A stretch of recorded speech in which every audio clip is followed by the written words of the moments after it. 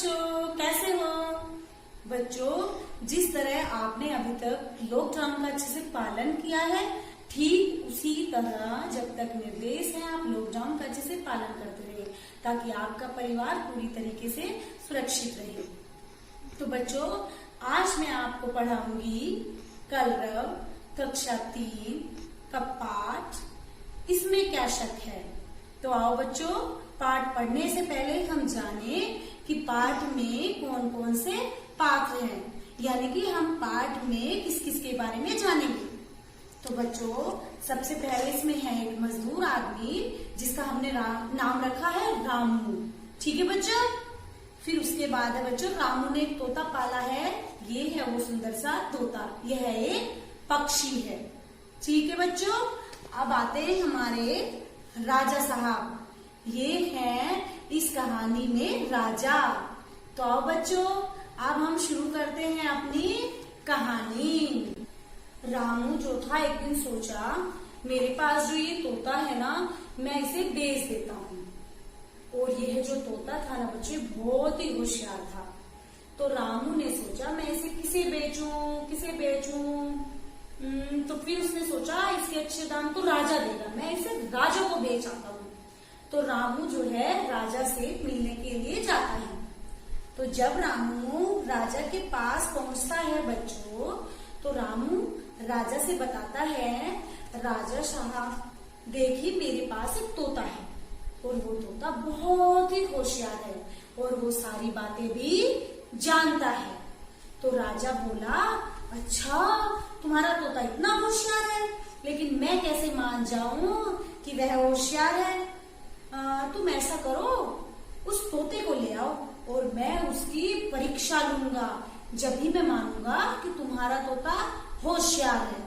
अब क्या होता है, रामू राजा साहब के कहने पर अपने तोते को लेने के लिए चला जाता है। और वो जब अपने तोते को लेकर आता है, तो उसके बाद राजा साहब तोते से पूछते हैं, क्या तुम बोल सकते हो। तोता बोला, इसमें क्या शक है। अब राजा बोले, अरे वाह वाह वाह वाह, बहुत अच्छा तोता है, ये तो बोलता है, इस तोते को तो मैं जरूर खरीद लूंगा। तो रामू से राजा बोला, चलो तुम ये तोता मुझे दे दो, ये तोता तो बहुत ही होशियार है। और ऐसा कहकर जो राजा थे वे तोते को अपने साथ कहाँ ले जाते हैं बच्चों। राजा साहब कहाँ रहते हैं बताओ, सब बच्चों को पता है राजा कहाँ पर रहते हैं।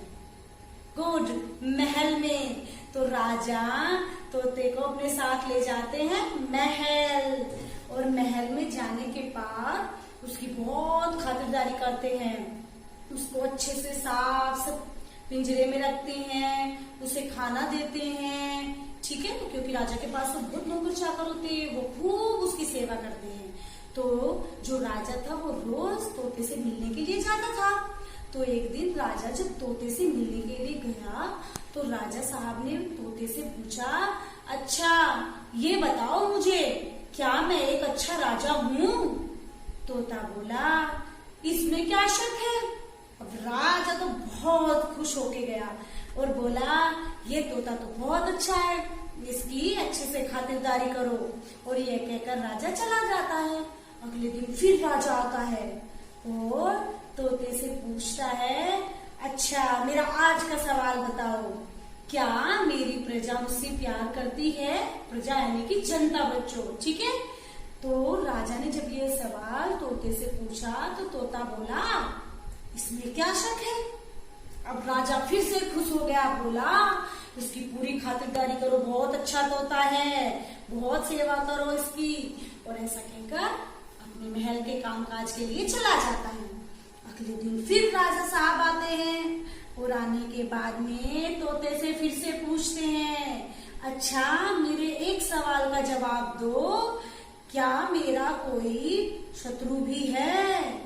तोता बोला, इसमें क्या शक है। राजा बोला, अरे वाह, तुम तो सब बातें जानते हो। अच्छा ये बताओ, क्या तुम जानते हो मेरा शत्रु कौन है। अब तोता बोला, इसमें क्या शक है। राजा बोला, अरे वाह वाह वाह, फिर तो तुम उसका नाम भी बता दो, मेरे शत्रु का क्या नाम है? अब तोता बोला, इसमें क्या शक है? राजा बोला, अरे अब बता भी दो, नाम बता दो मेरे शत्रु का। अब तोता बोला, इसमें क्या शक है? अब राजा बोला, बता भी दो, अब नाम बताओ जल्दी कि मेरा शत्रु कौन है। यानी कि शत्रु माने होता है बच्चों दुश्मन, कि कौन है मेरा दुश्मन।